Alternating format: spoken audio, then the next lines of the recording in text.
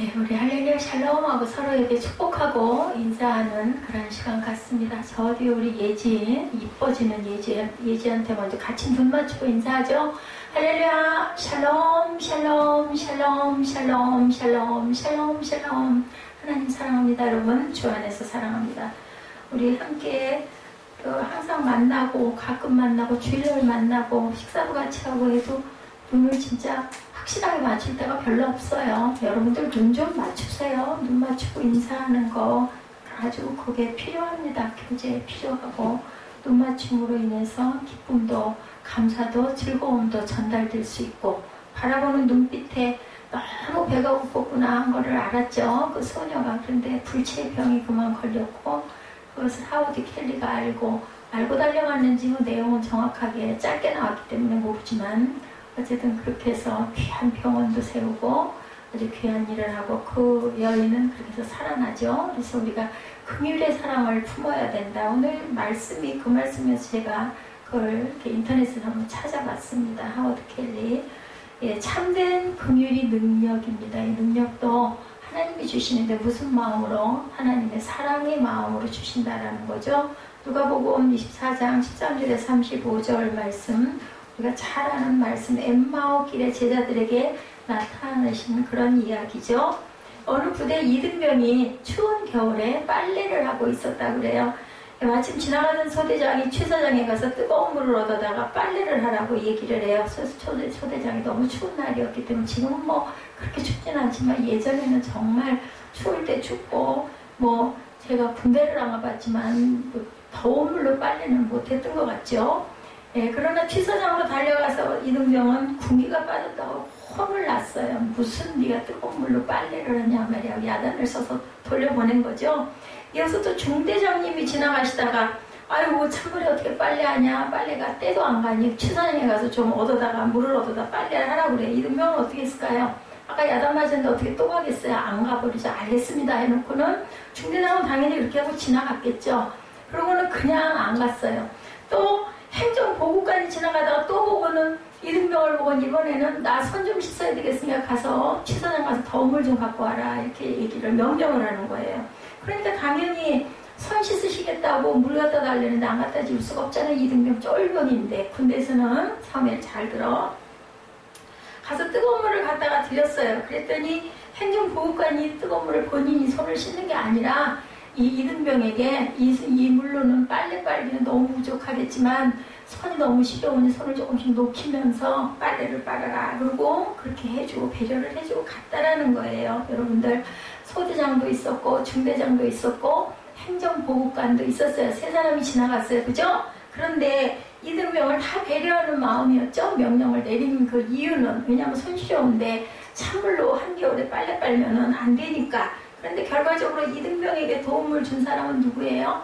행정보고관이죠. 예, 방법을 그렇게 이 사람이 할 수 있는 방법을 동원해 준 거예요. 우리는 이러한 긍휼의 마음이 이게 누구 마음이에요? 예수님이 긍휼의 마음이죠. 우리를 가자고 하는 심리도 가지고 겉옷을 달라고 하면 속옷도 벗어주고 그리고 원수도 사랑하고 이런 말씀의 내용이 오늘 엠마오로 가는 제자들에게 예수님께서 나타내셔서 행하신 일이라는 겁니다. 여러분들 우리는 흔히 긍휼을 베푼다는 것을 누군가를 돕는다는 차원으로 그리고 또한 생각할 때 많은 도움을 받는 사람의 마음마저 살피는 것이 참된 긍휼이다. 왜냐하면 도움을 받아도 그 사람이 정말 고맙게 쓸 수 있게 해주는 거죠. 그렇기 때문에 그런 얘기가 있죠. 배고프다는 사람에게 당신 밥 먹어, 춥다는 사람에게 당신 옷 입어. 이 정도는 이건 아무것도 아니라는 말만 하고 마는 거는 아무 소용이 없다라고 성경에 정확하게 기록이 되어 있습니다.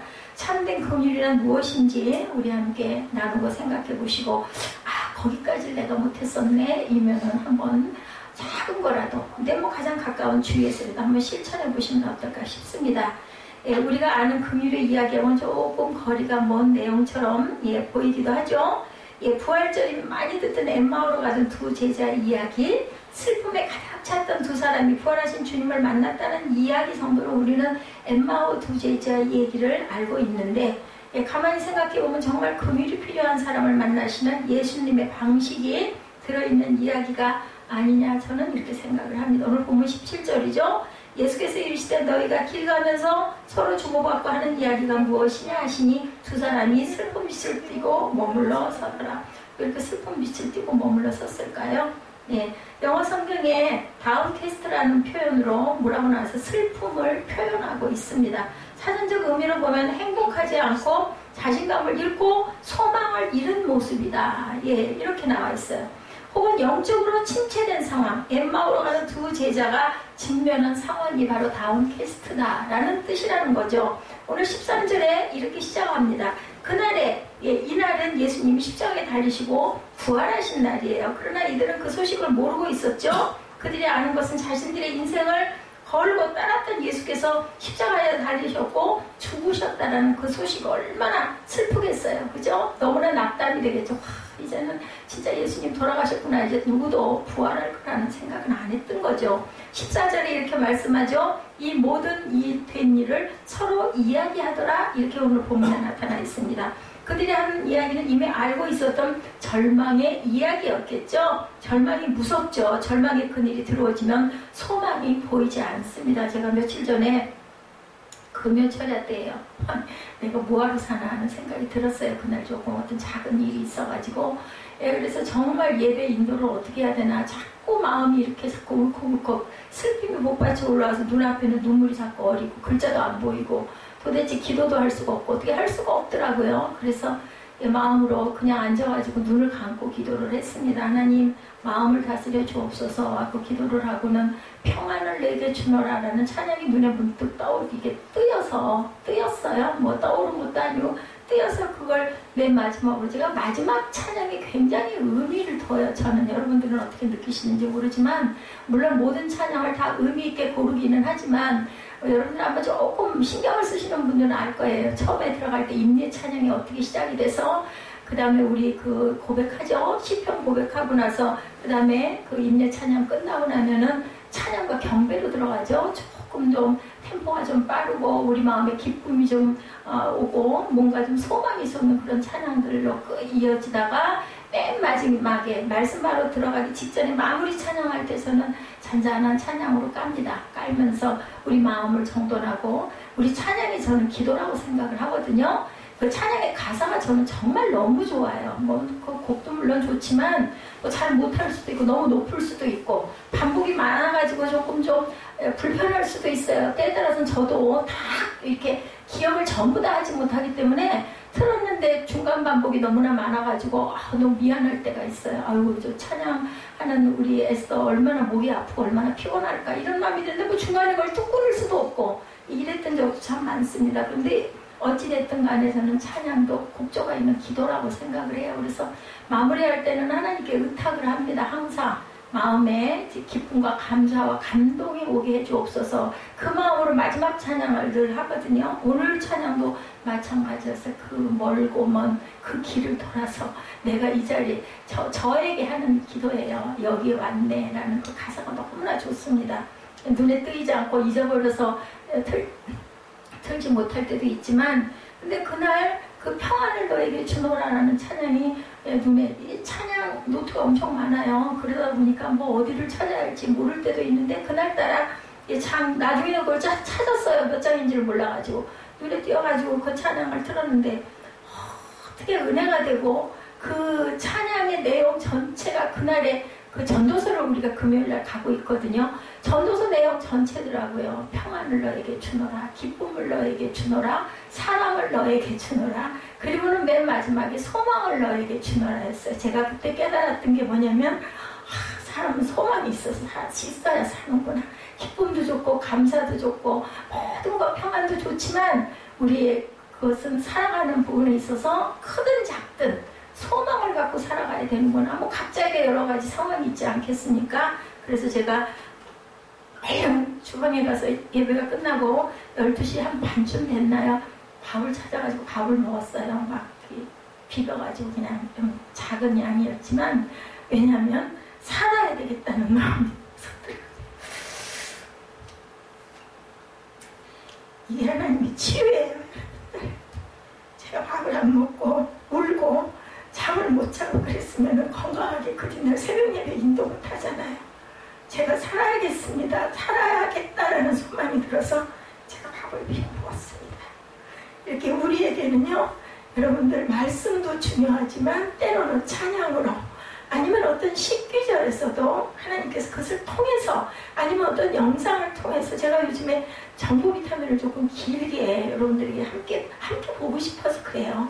제가 또 몸에 좋지 않은 부분들이 많다 보니까 그런 부분들을 조금 좀 멀리하고도 싶고 물리치고도 싶고 그러면서 혼자 보기에는 잘 안 돼요. 그래서 이럴 때 그럼 저희가 집중을 해서 보게 되거든요. 그래서 집중을 해서 보고 싶어서 그거를 꼭 같이 나누자. 조금 예배 시간이 조금 더 길어지더라도 여러분들 저하고 소통하는 시간은 없으시잖아요. 그러면 주일날이라도 예배가 조금 길더라도 그런 것들 좀 함께, 각자들 많이 보시겠지만 함께 보시고 저를 좀 위로해 주시기 바랍니다. 엠마오로 가는 두 사람이 예수님의 제자였음에도 절망의 그늘에서 부활하신 주님을 알아보지를 못해요. 그렇게 슬퍼하면서도 주님이 옆에 계시다는 걸 몰랐다는 거죠.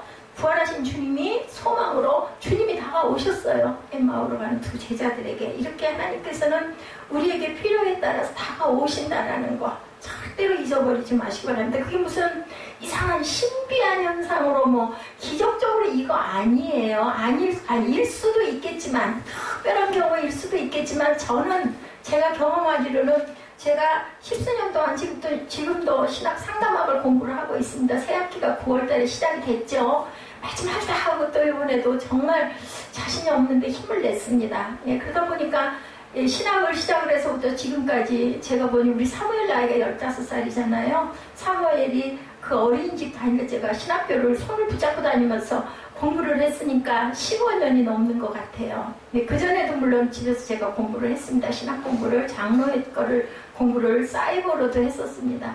그러니 벌써 16, 17년 정도가 되는 것 같은데, 이렇게 처음에는 하나님께서 정말 막 강권적으로 막 기도할 때마다 막 보여주시기도 하고 막 너무 감동으로 막 엉엉 울기도 하고 막 방언을 하기도 하고 막 그런 것들이 충만했는데, 지금은 어떠냐면요, 생활 속에서 오셔요. 제게 어떤 힘도 주시고 감동도 주시고 막 혼자 있잖아요. 늘 혼자, 거의 혼자잖아요. 또 혼자가 싫지 않아요. 저는 그러면서도 여러 가지 힘든 일도 많이 일어나고 혼자 극복 못하는 일들도 많이 나타나고 깜깜해지기도 하고 또 혼자 도대체 이걸 어떻게 해야 될지를 모르겠고 힘으로 하는 일은 제가 도저히 이제는 못하기 때문에 그럴 때마다 하나님께서는 내게 위로를 주시는데, 그날도 여지없이 구해야 돼요. 그 대신 여러분들 가만히 있는데 오시지는 않아요. 절대로. 여러분들 더울 때 어떻게 해요? 선풍기 버튼 눌러야 되잖아요. 에어컨 버튼 눌러야 되잖아요. 답답할 때 어떻게 해요? 좀 밖으로 나가서 숨을 쉬어야 되잖아요. 그거 안 하고 앉아가지고 하나님이, 내가 아무리 하나님 믿어도 소용없어, 이렇게는 생각하시면 안 돼요.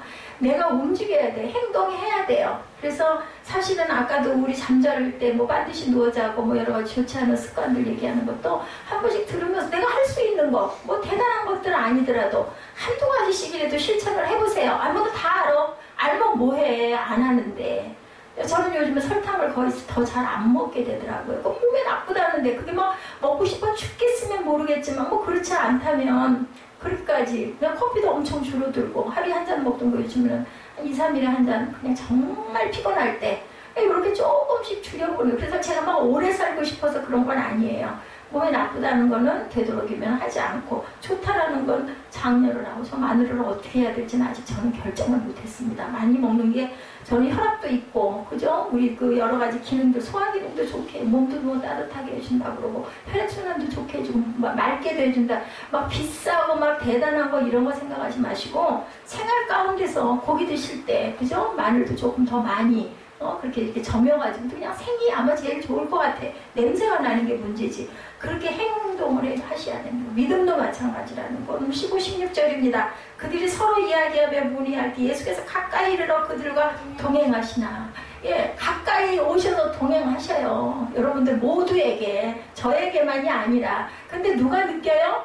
목마른 사람이 물 찾고 물 먹었을 때 시원하잖아요. 이런 것처럼 사모하는 사람은 느끼는 거예요. 근데 사모하지 않고 세상 시끄러운 속에 섞여가지고 불평, 불만, 원망, 한탄 이런 거 하면은 절대로 예수님을 느낄 수가 없어요. 생활하고 말씀하고 뭔 상관이야. 말도 안 되는 소리예요. 상관이 있거든요. 어떤 구절 하나를 탁 펴가지고 눈에 탁 끼어다 봐도 하나님이 내게 하시는 말씀이구나라는 게 거의가 동의가 됩니다. 이것을 여러분들이 아셔야 된다. 저는 이게 참 안타깝습니다. 그들의 눈이 가려져서 몰라요. 이분들은 예수님 돌아가신 걸 너무나 슬퍼해서 이제 떠나는데 엠마오로 가는 제자들이에요. 그런데도 몰라요. 예수님이 계신 거를. 왜 몰랐겠어요? 눈이 가려졌다라고 나타납니다. 바로 이 상황에서 우리가 조금 이해가 안 되는 부분 있죠? 결국은 알게 될 일이지만 왜 주님은 빨리 부활의 소식을 알려주시지 않았을까? 궁금하죠, 그죠? 예, 나야 하면 좋을 텐데 우리가 좀 그럴 거 아니에요. 나 여기 있어, 왜 슬퍼해? 이럴 거 아니에요. 예수님은 아무 말도 그런 말씀 안 하셨어요. 왜 주님은 그들이 하는 이야기를 들으시면서 함께 걷기만 하셨을까? 궁금하지 않으세요? 이런 거 궁금해 하셔야 돼요. 그러면 여기를 찾아보겠죠. 주석도 좀 보겠죠, 그죠? 아니면 뭐 어떤 설교, 유명하신 분들 설교도 괜찮습니다. 들으시겠죠. 근데 제일 중요한 거는요, 깊이 말씀을 자꾸 반복해서 읽으시는 거예요. 제가 3부 예배 여러분들 좀 지루하실 때도 있을 것 같은데, 제 설교 지루하실 것 같아서, 설교가 싫어서도 아니고, 말씀을 우리가 읽어가요. 이렇게 해서 저는 지금 소망이 뭐냐면, 이렇게 해서 성경 한 권을 이렇게 해서라도 한 권을 좀 읽고 싶다, 우리 함께. 이런 마음이 있어서 3부 예배는 꼭 제가 성경을 5장에서 6장, 어떨 때는 그걸 끊을 수가 없어서 한두 장이 좀 길어질 때도 있습니다. 여러분들 이해하시기 바랍니다. 그래서 하다못해 성경 한 권 통독해서 이런 마음이라도 들어야 되지 않을까. 그럼 두 번째는 좀 쉬우시지 않겠어요? 이렇게 해서 성경을 가까이 하시기 바랍니다. 아니면 언제 하시겠어요? 성찬 때 여러분들 성찬문 읽으라는 거 뭐 몰라서 그거 읽으라 뭐 한두 번만 읽으면 다 아실 거 저는 잘 잊어버립니다만 근데 자꾸 입술로 고백하시라고 그것도 기도거든요. 그래서 제가 그 기회를 어떻게든 내지 기회를 우리 김종국 집사님은 그런 걸 싫어하시기 때문에 근데 만약에 마음이 변하셔서 저도 좀 읽고 싶습니다 하시면은 아내가 계시니까 언제든지 통해서 그 마음의 그 뜻을 전하시면 이제는 절대로 내가 이거 하세요 소리를 안 할 거예요. 예, 봐가지고 괜히 그런 걸로 서로 불편하면 안 되기 때문에 말씀을 묵상하면서 주신 마음입니다. 이것은 아주 주관적인 느낌이게 상상력을 우리가 발휘해야 되는데 기쁜 소식을 안겨주는 것보다 그들의 상한 마음을 보듬어 안으시는 예수님의 마음이 엠마오로 가는 두 제자들에게는 나타나 있습니다. 제가 언젠가 기도원에 갔다가 엠마오로 가는 두 제자의 그 사진이 너무 은혜가 돼가지고 제가 그 사진을 에스더에게 선물했던 기억이 나요. 그래서 방에다가 걸었었죠. 정말 너무너무 아름답게 마음에 그 정감이 느껴지더라는 거죠. 아무리 좋은 것, 물질적인 보상, 희망의 이야기보다 선행해야 하는 것이 상처의 치유가 아니었을까. 그죠? 어쩌면 부활하신 주님을 마주 대하게 될 당황함의 순간을 조금 밀고 있는 것은 아닐까. 예수께서 부활하실 것을 말씀하셨음에도 십자가를 지키지 못하고 고통의 순간을 외면했던 제자들에 대한 마음을 예수님은 헤아리신 거예요. 우리 사무엘이 저한테 그러더라고요. 문자로. 내 입장도 좀 생각해 봐 주세요. 맞아요.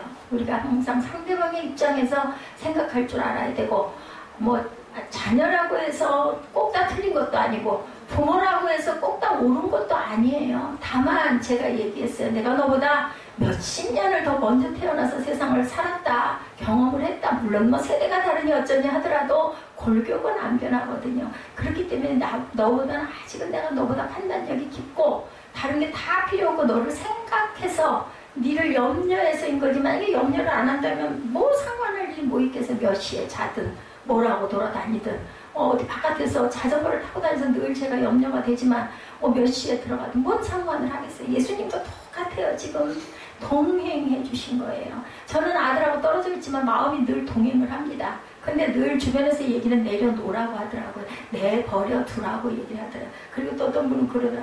아이고 목사님 몸이라 생각하세요. 그게 제일 중요한 것 같습니다. 맞습니다. 근데 또 네 그래야죠. 뭐 지가 알아서 잘 살겠죠.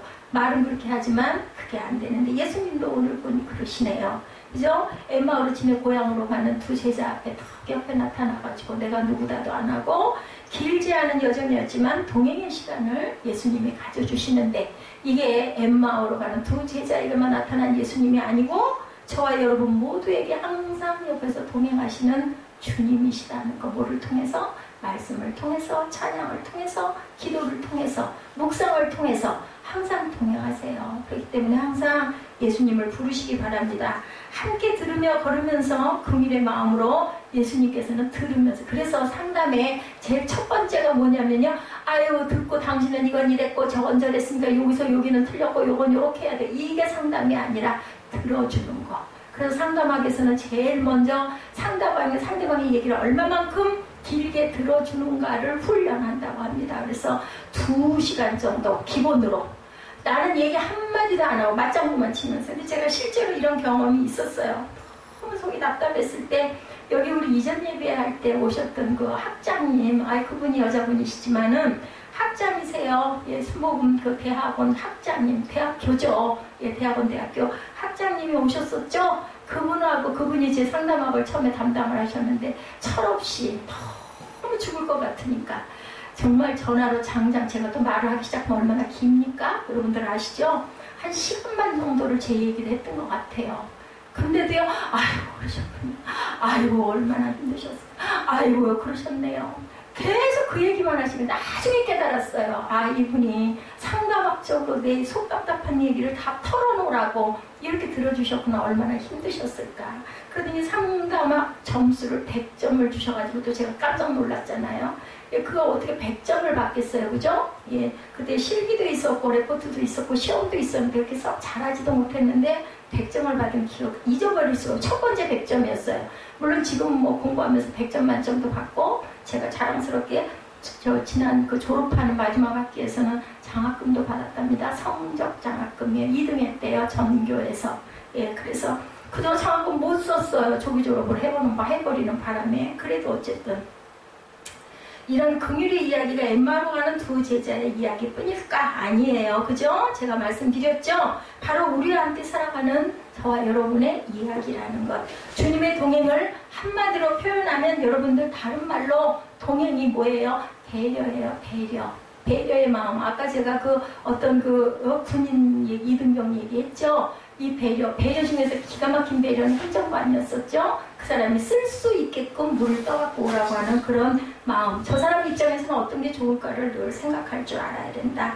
우리의 인생에는 긍휼이 필요한 순간들이 너무너무 많습니다. 특히 저는 약해지면 긍휼이 많이 필요해요. 힘있고 건강할 때는 남을 긍휼한 마음으로 바라봐주고 도와줘야 되겠죠. 근데 긍휼이 필요한 사람들은 대개는 연약하고 나약하고 가진 것 없고 그저 힘든 일 못하는 사람들이 긍휼의 마음을, 누군가가 나를 위해서 좀 긍휼을 베풀어줬으면 하는 마음들을 푸는 거예요. 엠마오로 가는 이 2 제자는 예수님이 보시기에는 내가 긍휼로 얘를 품어야겠구나. 이 제자가 온전한 녀석들인데 해서 어떻게 했어요? 엠마오로 가다 말고 되돌아서가지고 다시 그저 예루살렘으로 가지 않습니까? 그래서 예수님 기다리죠? 마가레다르방에서 기도하고 아마 거기서 성령을 받았으리라고 믿습니다.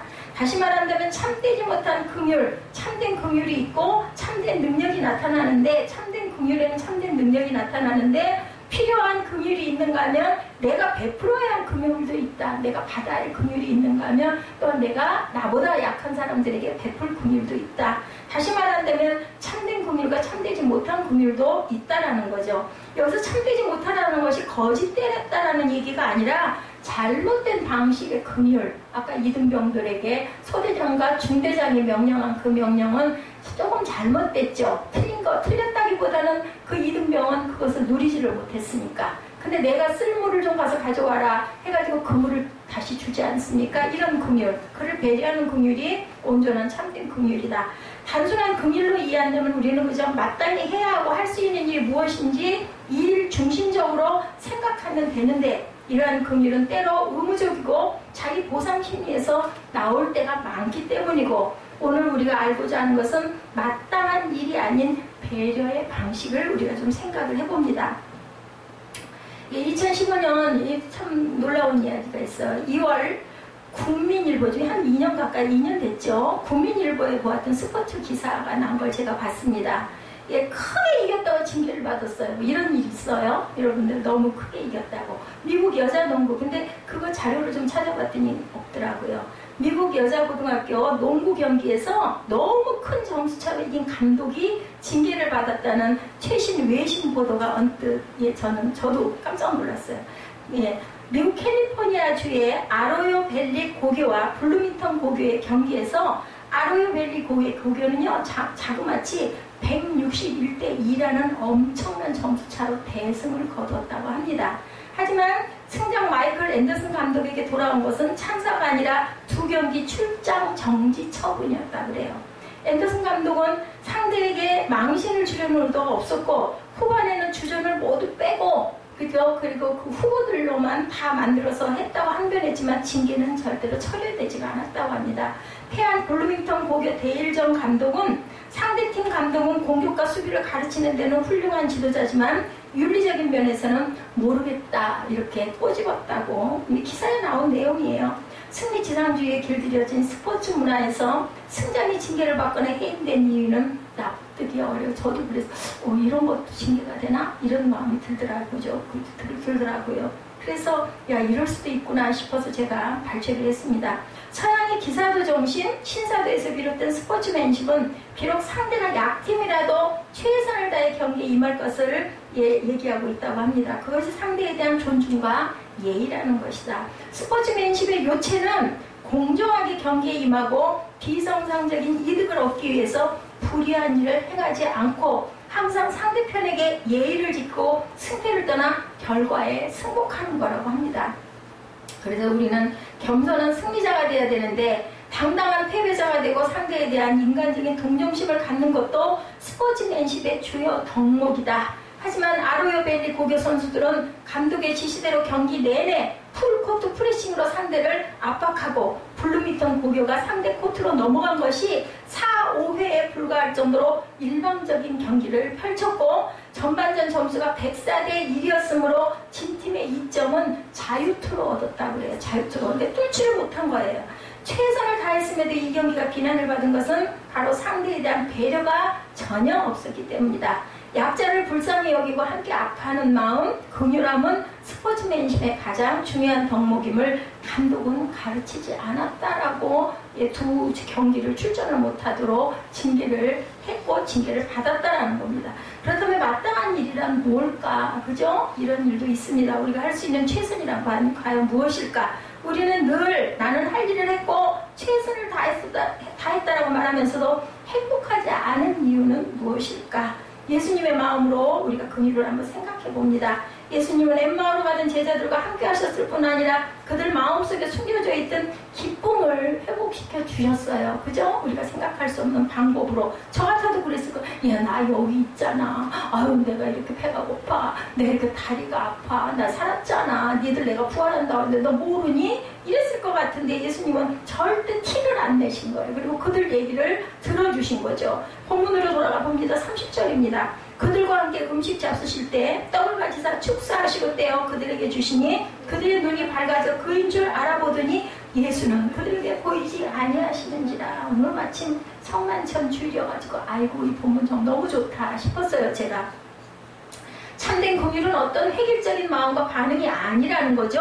단순히 불쌍히 여기는 자신의 감정이 아니라 깊이 배려하는 행동이다. 그래서 제가 아까 이등병 얘기를 제일 앞에 초두에 실었습니다. 왜 예수께서 떡을 가지고 축사하셨을까요? 여러분들 우리가 성경을 볼 때 믿음의 상상력을 발휘하는 것이 필요하는데 아마도 이들이 예수님을 따라다니던 제자였던 것으로 보아서 오병이어의 기적의 현장에 있지 않았을까? 예, 이런 추정이 되죠. 어쩌면 그 기적을 보고 생명의 떡에 대한 주님의 말씀을 들으며 제자가 되기로 헌신한 그런 사람이 많았을 것 같아요. 저와 여러분도 그러지 않겠어요? 막 기적이 일어나는데 이분이 진짜 하나님 아들인가 봐 이런 마음이 들죠. 눈에 막 보이니까. 예, 그래서 따라다니는 사람들이 굉장히 많았던 거죠. 바로 그들의 가슴을 뛰게 했던 그 순간을 그것을 생각나게 하시려고 떡을 가지시고 축사를 해주시지 않았을까? 인 거예요.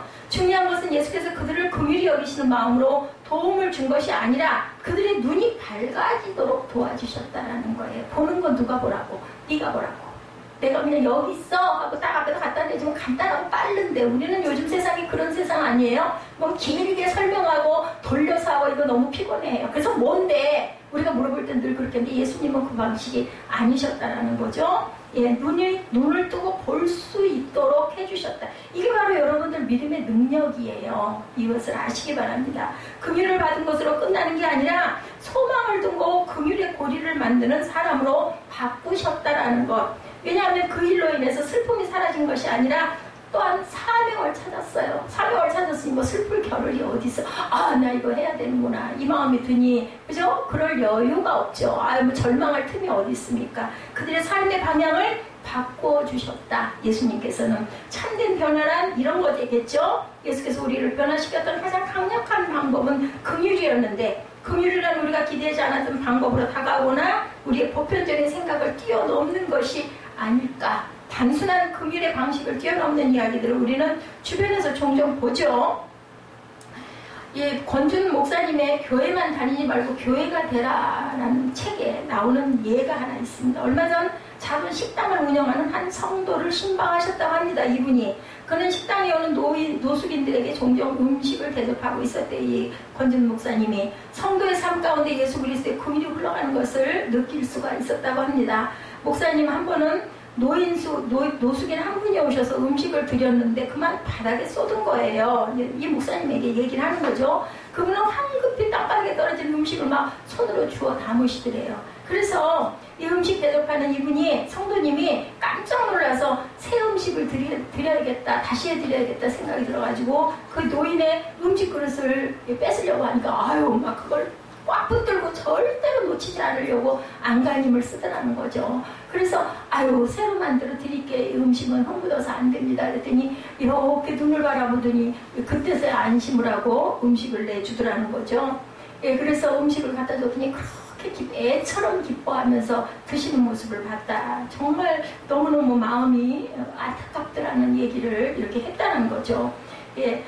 누군가의 거친 행동을 변화시키는 것, 신뢰하지 못했던 사람을 신뢰하게 하는 것, 누군가의 마음을 열게 하는 것, 이것이 바로 진정한 긍휼을 통해 일어나는 일이다. 내가 다시 만들어 드릴게요 했더니 안심을 한번 뺏어갈까봐. 흥묻었어도 배가 고프니까 먹어야 되니까. 그죠? 이랬다라는 거죠. 참된 긍휼은 여러분들 늘 고통의 문제와도 연관이 있다라는 것 아시기 바랍니다. 고통스러우니까 긍휼을 부어줘야 되지 않겠어요? 그죠? 사람들은 고통의 순간에 스스로 고립됩니다. 고립되지 마세요. 제가 그래서 그나마 깊은 속병이 안 드는 이유는 어디다도 퍼내니까. 그래서 가끔 제가 애써한테 그런 일이면 이거 기도해요. 그냥 속에다 놓고 하나님께만 하는 것보다 누군가가 그래도 한마디라도 아이고 그랬었구나 소리를 좀 듣고 싶어가지고 가끔 하소연을 제가 하기도 합니다. 이해할 수 없는 고통이 설명되지 않을 때 고통보다 무서운 것은 버려짐의 공포다. 여러분들 될 수 있으면 요즘에는 뭐 카톡 시대라고도 하죠. 뭐 전화 뭐 바쁘니까 카톡이 왔는데 나랑 별 필요가 없어도 하다못해 웃는 막 그래도 하나 보내세요. 그게 계속 무시를 당하게 되면은요 마음에 절망스러워지고 자꾸 뭐랄까 버려졌구나, 나는 안중에 없구나 이런 마음이 듭니다. 헨리 나우에는 두려움에서 사랑으로라는 책에서 고통의 문제를 긍휼의 시각으로 풀어야 된다 이렇게 얘기를 합니다. 영성가였던 헨리 나우에는 자신의 인생에서 아주 극심한 정신적, 육체적 고통의 시간을 지낼 때가 있었다 그래요. 바로 그 시기에 데이브레이크라는 공동체를 섬기며 중증의 장애인들을 헨리 나우엔이 만납니다. 그들이 겪은 육체적, 정신적 고통을 통해 자신이 치유함을 받아. 그래서 우리가 봉사하면서 오히려 내가 은혜를 받는다는 얘기들을 많이 해요. 이 헨리 나우엔도 그랬던 것 같습니다. 고통이라는 놈이 자신만의 문제가 아니라는 것. 이 세상에는 자신보다 더 큰 고통을 당하는 수많은 사람이 있다는 것을, 그죠? 그들을 돕고 봉사하고 치유하다 보면 정말 별 기가 막힌 사람들이 많지 않겠어요? 선교를 가서 그래서 은혜를 받는 거예요. 이건 나는 아무것도 아니구나. 나는 너무나 행복한 사람이고, 난 너무나 가진 게 많구나. 나는 너무나 부유하구나. 이런 마음이 드는 거죠. 왜냐면 너무너무 사는 게 열악하니까. 제가 요전날 그 아이를 잃어버린 그 탤런트 얘기했죠. 그분도 정말 발길도 안 떨어지고 마음도 없었는데 자기 아이가 죽었으니까 그 옷이 아깝기도 했겠죠. 그걸 갖다 나눠줘야겠다. 아마 방송국에서 의뢰를 하니까 마음에는 별로 없었지만 그냥 단순한 마음으로 또 있으면 뭐해. 맨날 슬프게 앉아가지고 그러고만 앉아있으면 오히려 더 안 좋을 것 같기도 하고 아내가 또 얼른 집보따리를 싸주니까 마지못해 들고 떠나가봤더니 막 죽어가는 애들이 막 내 아들은 뭐 고사하고 막 그냥 뭐 툭툭툭 널려 발길에 걷어채이니까 얘네들 살려야 되겠구나, 얘네들 학교라도 세워줘야겠구나, 이런 마음이 불릴 듯 일어나는 거지, 현장을 보다 보니까. 그래서 우리도 전도하면서 은혜 받는다는 얘기를 하죠. 우리 입으로 얘기해야 되잖아요. 예수 믿으세요 해야 되잖아요. 말씀을 한 절이라도 읽어줘야 되잖아요. 이러니까 예수 믿으세요. 그러면서 내가 내 마음에, 제가 설교를 하면서 이렇게 사는 거예요. 여러분들 말씀 전하면서 여러분은 어떨지 모르겠고, 첫째는 제가 은혜를 받습니다. 그리고 또 기억도 또 잊어버리더라도, 그래서 정말 하나님 말씀과 하나님의 은혜와 하나님이 나를 살려주심의 방법이 너무나 정말 신기하다는 생각을 저는 매일매일 합니다. 인생이 흔들릴 때 우리는 누군가의 긍휼이 꼭 필요해요. 여러분들 무슨 대단한 일을 하려고 생각 안 하셔도 된다는 거죠. 나는 도대체 뭐라고 앉아있나 안 하셔도 돼요. 누군가 내 옆에 있는 작은 사람 하나, 아이면 어떻겠어요, 한 사람이면 어떻겠어요. 내 위로를 필요하는 누군가에게 내가 따뜻한 진짜 내 마음 진심을 담은 어떤 위로의 말 한마디, 긍휼한 마음으로 그 몹을 받으려고가 아니라, 아까 우유 한 잔도 그래서 제가 여러분들 보여드린 거거든요. 그런 마음이 정말 필요하다. 그런 긍휼, 뭘 받으려고가 아니라 그런 마음이 긍휼을 베풀 줄 알아야 된다. 그 긍휼이 필요한 순간에 주님께서 우리에게 가르쳐 주신 방법, 아픈 것을 지적하기보다는 아까도 얘기했지만 조용히 아픔을 알아주는 것, 엠마오 가는 제자들과 함께 가시면서 그들의 아픔의 이야기를 들어주는 것, 이것이 바로 긍휼으로 치료해주는 방법이었다. 바로 그 주님 때문에 엠마오로 가던 제자들의 마음이 뜨거워지자 다시 왔던 길로 되돌아가죠. 오늘 본문에 32절에서 34절 봅니다. 그들이 서로 말하되 길에서 우리에게 말씀하시고 우리에게 성경을 풀어주실 때 우리 속에서 마음이 뜨겁지 아니하더냐 하고, 곧 그때로 일어나 예루살렘에 돌아가 보니 11제자 및 그들과 함께한 자들이 모여있어 말하기를 주께서 과연 살아나시고 시몬에게 보이셨다 하는지라, 이렇게 나타나 있어요. 도로 돌아가 봤더니, 그죠? 아무 말씀도 안 하셨는데 마음에 뜨거운 감동이 있었다라는 거죠. 오늘 부활의 이야기를 하는 게 아니고 예수님의 긍휼 방식으로 다시 소망을 찾은 사람들의 변화를 여러분들에게 말씀드립니다. 그들이 다시 삶의 자리에 돌아갔다는 것이고, 그들이 다시 포기했는데 사명자가 됐어요. 그거 포기하고 그 고기 낚으러 갔던 어부들, 베드로에게 예수님이 나타나시죠. 그래서 밤새도록 고기를 낚으려고 해도 긴 그물밖에 없었는데, 더구나 어부들에게는 깊은 바다에 가가지고는 그 새벽에 고기가 한 마리도 안 잡히는 사실임에도 불구하고 예수님은 깊은 데로 가서 그물을 내려라 하셔요. 그랬더니 뭐라 그래? 베드로가 말씀에 의지하여 내가 그물을 내리리다 했더니, 그죠? 그물이 찢어질 정도로 많은 고기가 잡혔다는 거 여러분들 아시죠? 이것이 바로 긍휼의 마음이고 사명을 주시기 위한 사명자의 모습이었다는 거. 그런 모습을 우리가 지녀야 된다는 거죠. 참된 긍휼은 누군가 돕는 사람이 계속해서 돕는 게 아니고, 누군가 도움을 받은 사람이 계속해서 도움을 받는 것도 아니에요. 도움받아서 다시 내가 이 일을 해야 되겠구나, 내가 이 사명이 있구나 하면 다시 힘을 받아가지고 누군가에게 또 나도 베풀어야 된다는 거죠. 그래서 한적하여 선을 이루는 거죠. 누군가 인생 삶을 바꿔놓는 이야기입니다. 아주 중요한 이야기예요. 어쩌면 이야기가 부활하신 주님을 만나 감사하는 이야기로 끝났을 또 모를 이야기인데, 상처와 슬픔에서 치유된 제자들이 다른 사람들과 그들이 경험했던 것을 나누는 이야기로 돌아가가지고 모여 앉아가지고 기도만 했겠습니까? 자기들 간증도 했겠죠. 그죠? 함께 모여와요. 그러면서 또 그렇구나, 맞아, 내가 이렇게 오기 잘했어, 서로 보면서, 이런 마음들이, 우리 기도원 가면 그런 일들이 많죠. 조심해야 되긴 하지만 정말 간증도 하시는 분들 너무너무 많아요. 지금도 뭐 똑같습니다. 보면은 우리가 꿈꾸는 긍휼의 이야기는, 예수님의 방법은 그들 속에 있던 아픔의 이야기를 끄집어내셔서 바꾸어 주셨다. 그들과 동행하며 예수님은 이들이 왜 그렇게 슬퍼하는지 이야기를 시키신 거죠. 모르셨겠어요? 아시면서도 끄집어내신 거예요. 그 이야기를 하게 하신 거예요. 그죠? 그들의 모든 이야기를 들으신 주님께서 이렇게 말씀하시죠. 뭐라고 말해요? 미련한 자들이요, 이렇게 얘기합니다. How foolish you are, 이렇게 얘기해요. 이 foolish가 뭐예요?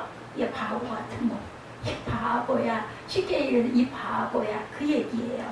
부드러운 얘기죠. 약간의 뭐랄까 좀 이렇게 다독이는 얘기에 이 녀석아, 아이고 이 바보 같은 녀석아, 이 말입니다. 아이 이 바보 같은 사람은 이제 두려움의 벽을 깨고 새로운 세상을 보아라. 예, 그 구절이 그렇게 나와 있습니다.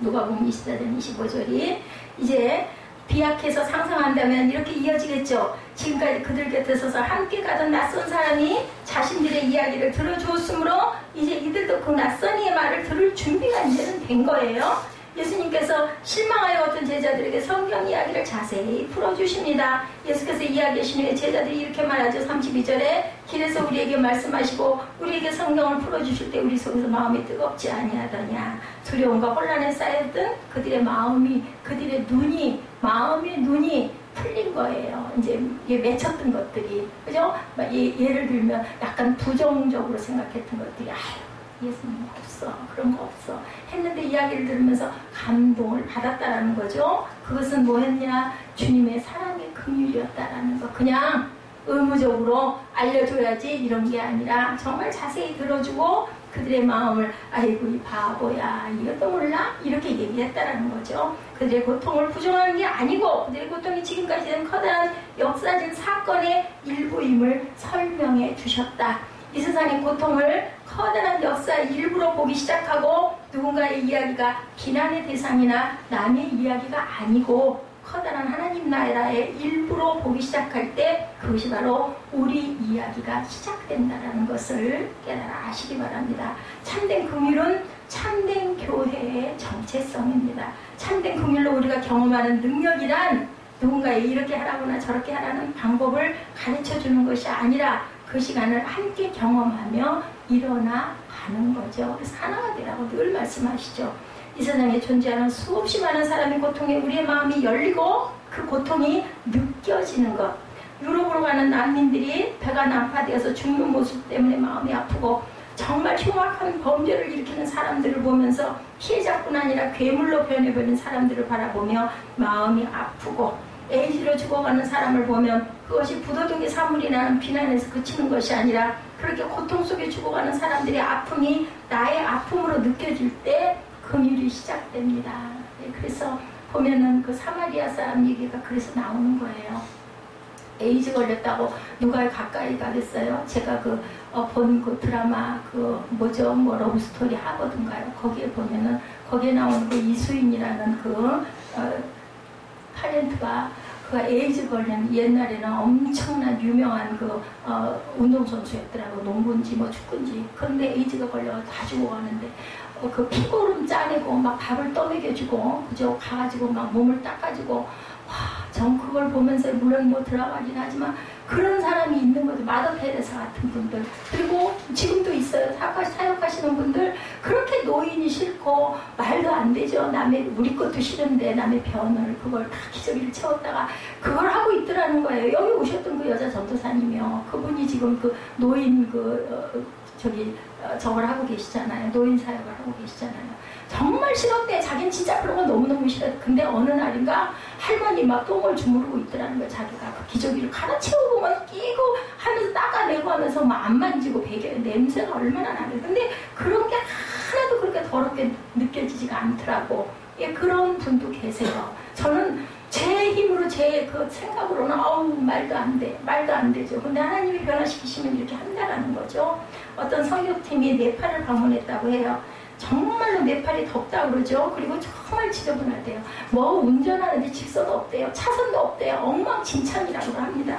정말 무례하고 사람들이 무슨 예의도 없고 상하수도 시설도 제대로 되지 않고 쓰레기는 아무데나 버리고 제가 옛날에 이태리 갔을 때 그렇게 아주 지저분했던 기억이 나요. 지금 물론 안 그렇겠지만 우리나라도 그땐 지저분했어요. 근데 지금 여기는 그렇다고 하는데 네팔이라는 나라가 그러다 보니까 정말로 불쌍하다는 너무 가난하게 사는데 너무 난민들이 왔는데도 전혀 불쌍하지 않았다고. 이분들이 선교팀으로 갔으니까 거기 좀 도와주고 싶어서 간 건데 아이고 여기는 도와줄 나라가 아니다 그랬다는 거죠. 그런데 며칠을 지나면서 그곳에서 살아야 하는 사람들의 고통이 눈에 들어오더라는 거예요. 며칠 지나다 보니까 처음에는 너무너무 인상이 나빴는데 국경적으로 접한 인도라는 거대한 나라의 주권을 뺏기고 스스로 아무것도 할 수 없는 나라랍니다.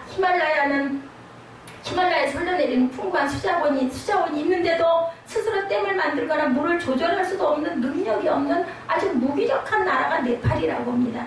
인도에서 국경을 봉쇄하면 할 수 있는 것이 아무것도 없는 나라, 중국과 국경이 맞대어 있지만 험한 산을 넘어야 하는 난관으로 인해서 그들은 꼭 갇혀있는 것 같은 그런 상태의 나라래. 우리 대한민국은 정말 얼마나 축복을 받았는지 저는 늘 그 생각이 나. 아유, 나라를 이렇게 작게 해주시고 그저 유관순 열사를 통해서 3.1운동이 일어난 것도 보니까 선교사님들의 도움으로 양딸을 삼으면서 그 영명학교라는 학교를 유관순 열사가 갖고 내용을 알다 보면 기가 막혀요. 하나님의 그 기적이면 뭐니 해도 예수가 우리 땅에 들어오면서 이 나라는 살아난 거예요. 다른 말 할 필요 없어요.